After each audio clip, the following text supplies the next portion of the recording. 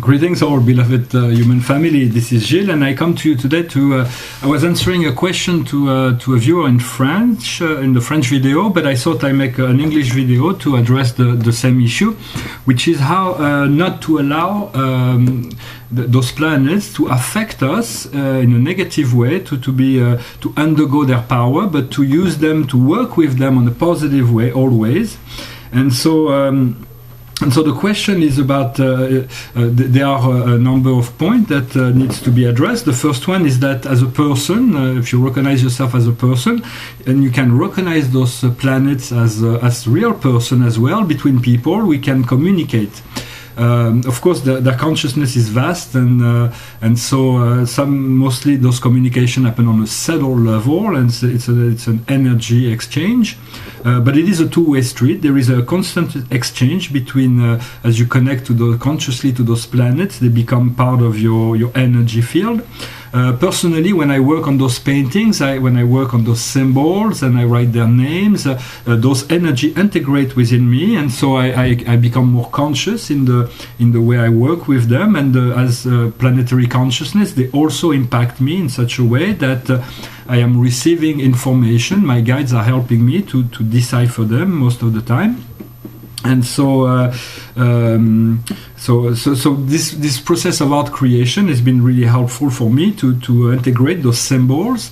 Eventually, we'll see them as logos, which is a sacralized way of the sacralized energy, which is we are able to integrate in a more complete way their consciousness and their message. Of course, you can also follow what astrologers are expressing because they all have their own view on things, on interpreting the communication between the planets, and most of them are very helpful when whoever you vibrate with positively. And so also understanding that if your nature is that of the sun, then everything is an extension of you. You are all part of, we are all part of that one energy, but it is all part of you. You are the creator of your life. It is somewhat of a difficult thing to accept for most people, because a lot of things in their life are not fully satisfying or fulfilling. But it's part of the process. First, we have to align our energy, mental, emotional, physical, and astral, and become responsible for what we do. So when we awaken to that understanding, the unity of all that is, we become, we often have to face some darker aspect of ourselves, some of our unconscious creation. And so those unconscious creation have, we have to face them in some way. It's called the dark night of the soul, and so we have to experience all of our unconscious creation. But once this is accepted, the energy changes, and we become the creator of our life. We stand at the cause and the effect. We become conscious that all our thoughts, when we move our emotion with the thoughts, we create. And so we choose only thoughts that are conducive to what we want, and we stop creating out of our subconscious energy. And of course, so those energies, those main planets, is the sun is your spirit, the lowest octave is your ego, the highest octave is your soul and the collective soul. Mercury is the messenger of the sun in the higher state, in the higher position. In the lower position, it is the lower mind. Mars and Venus are both the divine masculine and divine feminine, your point of attraction and your sexual nature.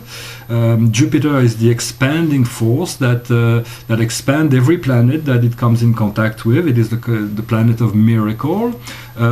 Saturn is the great teacher, the one that takes the past and is able to hold both the structure of the physical world and also keeps you aligned with your past, with your soul plan, your soul path. Uranus is the future. It is the awakener. It is what is coming up. And Neptune is your dream aspect, your dreamscape. It is also the planet that will free you from your addiction. Every planet has got positive aspect to give you power, to give you energy. Once we stop creating unconsciously. So it is about being more responsible with our thoughts, our actions, reactions, our emotion. And of course there is Chiron, which is between Saturn and Uranus, which is a link between the past and the future, the integrating point, the spiritual aspect, which we have to deal with healing some of those lower, darker aspects. And so, but it is a slow process. It is also accepting to receive the energy. Of course, if you, this is greatly helped for me, because I am in telepathic contact with some of my guides, and so sometimes they help me interpret some of those things.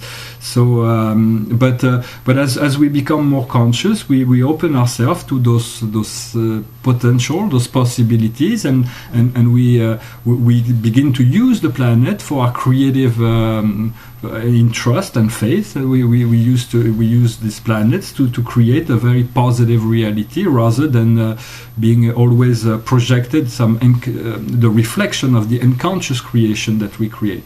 So do not forget, deep within yourself, you are the almighty creator of all that is, and so all of your life is created by you from your inner self. And so create this freedom from inside, and you'll see that the world outside of you will change as well.